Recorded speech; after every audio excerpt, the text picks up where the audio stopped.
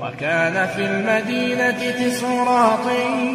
يفسدون في الأرض ولا يصلحون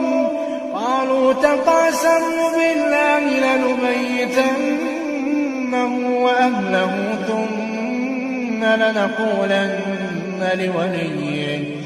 ما شهدنا مهلك أهله وإنا لصادقون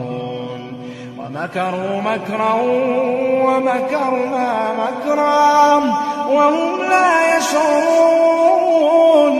فانظر كيف كان عاقبة مكرهم